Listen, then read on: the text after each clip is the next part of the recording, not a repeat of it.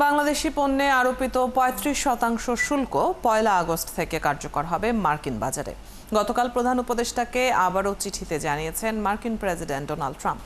তবে প্রধান উপদেষ্টার প্রেস সচিব শফিকুল আলম জানিয়েছেন, আরোপিত শুল্ক কতটা কমবে তা জানা যাবে বুধবারের বৈঠকে। প্রেস সচিব তার ফেসবুক পোস্টে এই তথ্য জানিয়েছেন। বাণিজ্য উপদেষ্টা ও নিরাপত্তা উপদেষ্টা এখন ওয়াশিংটন ডিসিতে অবস্থান করছেন এই বৈঠকের জন্য। আরও জানাচ্ছেন নূরনবী সরকার।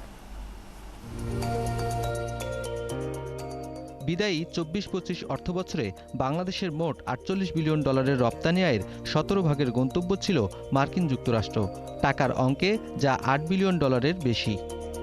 কিন্তু জুলাই মাসে অন্যান্য দেশের মতো বাংলাদেশি পণ্যে ৩৫% শুল্ক আরোপ করেছেন মার্কিন প্রেসিডেন্ট ডোনাল্ড ট্রাম্প, যা কার্যকর হবে ১ আগস্ট থেকে। অন্তর্বর্তী সরকারের প্রধান উপদেষ্টা ডক্টর মোহাম্মদ ইউনূসকে আবারও চিঠি দিয়েছেন ডোনাল্ড ট্রাম্প। তবে প্রধান উপদেষ্টার প্রেস সচিব বলেছেন, এখনও চূড়ান্ত সিদ্ধান্ত আসেনি। বুধবার ৯ জুলাই হতে যাওয়া বৈঠকে জানা যাবে, ফেসবুক স্ট্যাটাসে জানিয়েছেন তিনি।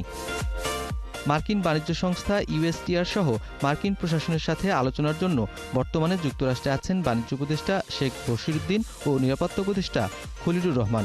যুক্তরাষ্ট্রে বাংলাদেশের প্রেস মিনিস্টার গোলাম মর্তুজা তার ফেসবুক পোস্টে জানিয়েছেন, শুল্ক ইস্যুতে দুই দেশের জন্য সম্মানজনক সিদ্ধান্ত আসবে। চিঠিতে ট্রাম্প উল্লেখ করেন, বাংলাদেশি কোনো কোম্পানি মার্কিন যুক্তরাষ্ট্রে পণ্য উৎপাদন করলে সেই পণ্যে কোনো শুল্ক দিতে হবে না। নূরনবী সরকার, ৭১, ঢাকা।